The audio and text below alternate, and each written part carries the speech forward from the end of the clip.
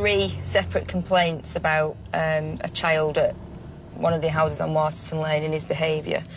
And basically entering residents' gardens, stealing belongings, garden ornaments, toys, some vehicle damage, snapping windscreen wipers off, and just general behaviour problems on the lane. The main perpetrator seems to be the new boy on the estate, 13-year-old Sheldon. His family is still on a probationary tenancy, making it easier for the housing association to take back their home if they misbehave. Right, OK.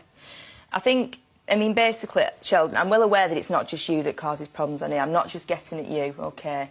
But you are being identified as one of the main people that are causing problems on the lane, OK? And because your mum's on a probationary tenancy, it's easier for us to take action against anything that's a problem from this property. You're aware that people's cars have been damaged, some fencing's been damaged, and there's some general noise from this property and disruption, yeah? Well, ultimately, that could affect your mum's tenancy, OK? So, you know, I imagine you quite like living here and you've made some friends by the sounds of it. So we need to make sure that you and your mum can continue to live here, OK? So, you know, judging what sort of complaints are coming through, I think if you're honest, it's quite difficult for you to control Sheldon's behaviour, isn't it? Yeah, because he knows how to work me. Right, so I think what we need to do is give you as much support as possible. And he knows he's a lot stronger than me. Right, OK. If Sarah can't get Sheldon to improve his behaviour at home, one of the people who has complained about the kids on the lane is Sheldon's neighbour, Leslie. I've been out a couple of times to them, but they're just cheeky. They're all laughing at you, they don't take any notice. They all congregate, you know, on the side path, which is the other side of my path. Yeah.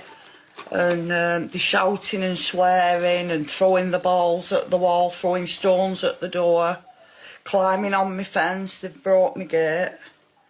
So you've asked them to move away, you've actually approached them about it, and they've just been quite, what'd you say, abusive? Yeah. Okay. We'll let the dog out for a quick pee. Yeah. They're tormenting the dogs. Throw rubbish in my garden. I go out and I just throw it back over, and then when I go out again, they've thrown it back over. Right, OK. And a lady further up, she said, I've lived here 26 years and we've never had anything like this. Yeah. They're all sick of it. Yeah.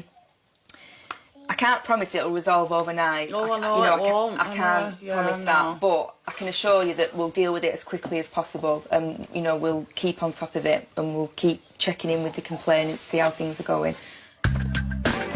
Although he has only lived on the lane for a matter of weeks, Sheldon has made quite an impression. His neighbour Gareth has seen both sides of him. When Sheldon's naughty, I don't really like hanging around with him. But when he's good, I like hanging around with him. Yeah, but I'm not naughty all the time. No, he's not.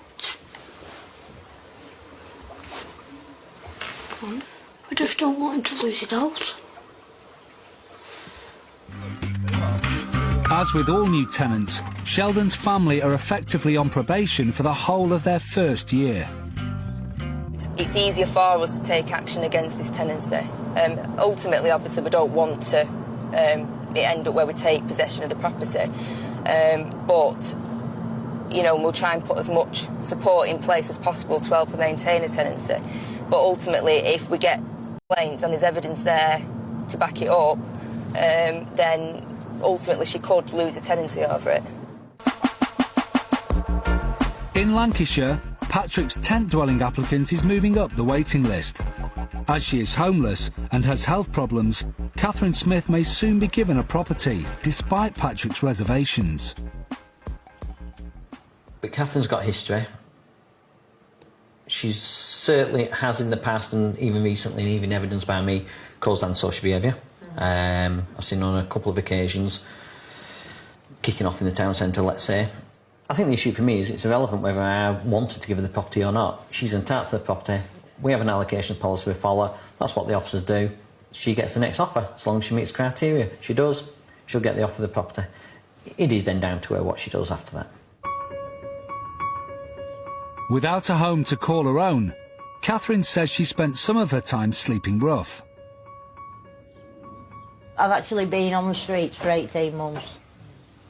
But I've spent a couple of times just walking around town, you know, with dog and rucksack, just walking around all night. I've been in here for about a couple of weeks. Well, about a week, something like that, and it's disgusting. It stinks now. My tent's been stolen from where I put it, at the bottom of the street. I hid it behind some grass, and there's a group of thugs, young thugs, they call themselves TSR. It's techno something or other ravers. They're just a bunch of bullies, you know. They'll just have grabbed it and set it on fire. And as I say, I've had it up to here now.